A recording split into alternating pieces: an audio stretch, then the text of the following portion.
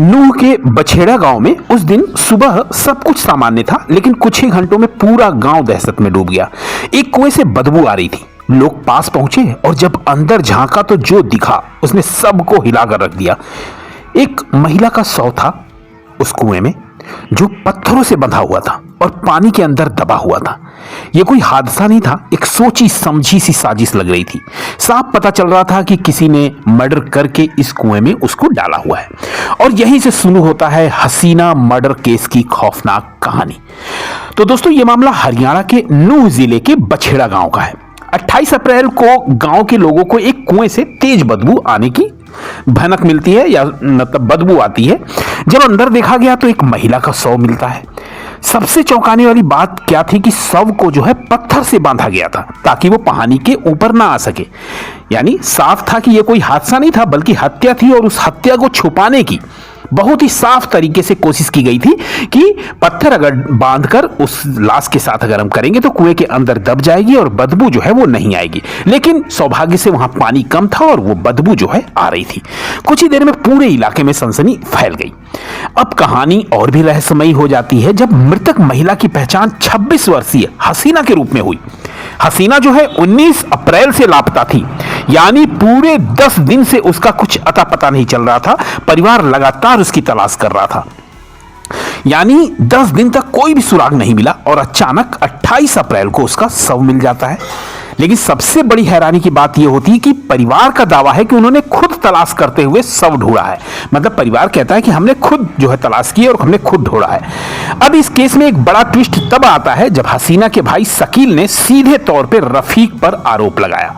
शकील का कहना है कि हसीना पिछले 6 साल से रफीक के साथ रह रही थी, लेकिन दोनों की शादी नहीं हुई थी। जब हसीना गायब हुई तो परिवार ने रफीक से पूछताछ शुरू की, लेकिन रफीक ने क्या कहा? रफीक ने कहा कि लाश ढूंढ कर दिखाओ, मैं बड़ा बदमाश हूं। यानी एक धमकाने वाले लहजे में उसने कहा कि अगर वो मर गई है तो उसकी लाश लेकर आओ, तभी तो जानूंगा कि वो मरी है, या हो सकता है किसी के साथ वो भाग गई हो। फिर उसने कहा कि मुझे इस तरह धमकाने की कोशिश ना करो, मैं भी बड़ा बदमाश हूं। और यही नहीं, उसने जान से मारने की धमकी भी दे दी थी उन सबको। परिवार का सीधा आरोप है कि रफीक ने गोली मारकर हत्या की और शव को कुएं में फेंक दिया है। अब बात करते हैं कि हसीना की निजी जिंदगी पहले क्या थी और वो रफीक के साथ रह क्यों रही थी। तो सबसे अहम कड़ी होती है इस वक्त हसीना की जो पर्सनल लाइफ जो है वो। साल 2011 में उसकी शादी हुई थी, उसके 2 बच्चे भी थे। लेकिन बाद में बेटी की मौत हो जाती है और बेटी नानी के पास रहने लगती है। 2020 में हसीना जो है रफीक के संपर्क में आ जाती है और उसने अपने पति से तलाक ले लिया।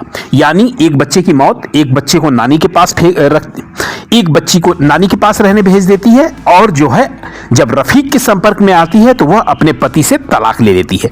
इसके बाद तो रफीक के साथ लिव इन रिलेशनशिप में रहने लगती है, जैसा कि आजकल चलन हो गया है लिव इन रिलेशनशिप। और इस दौरान उसके 3 और बच्चे हुए, और वो रफीक से बच्चे होते हैं, बिना शादी के बच्चे।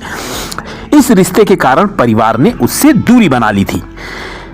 अब मामला और गंभीर हो जाता है। परिवार के मुताबिक रफीक का आपराधिक रिकॉर्ड था, उस पर आरोप थे गाड़ियों की लूट की, एटीएम काटने जैसे अपराध। कुछ लोगों का दावा है कि इन कामों में हसीना भी शामिल थी, लेकिन यह अभी सिर्फ आरोप था। अब सुनिए रफीक का पक्ष क्या है। रफीक का कहना है कि हसीना की मानसिक स्थिति ठीक नहीं थी। वह 19 अप्रैल को खुद घर छोड़ के चली गई थी। उसने 24 अप्रैल को गुमशुदगी की रिपोर्ट भी दर्ज कराई थी, लेकिन उसका बयान और परिवार के आरोप दोनों में बड़ा विरोधाभास था। पुलिस इस मामले को गंभीरता से जांच रही है। शव का पोस्टमार्टम कराया जा रहा है। रिपोर्ट आने के बाद ही मौत की असली वजह पता लगेगी।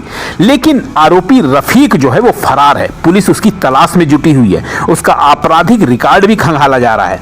तो इसको देखते हुए लग रहा है कि रफीक ही वो असली मुलजिम है जिसने जो है उसकी हत्या की है। तो अभी ये कयास लगाए जा रहे हैं।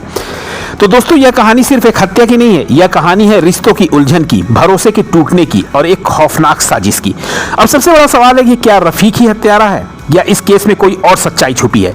इसका जवाब मिलेगा पुलिस जांच के बाद। तो फिर मिलते हैं अगली क्राइम स्टोरी में। तब तक के लिए आपका बहुत बहुत धन्यवाद। जय हिंद।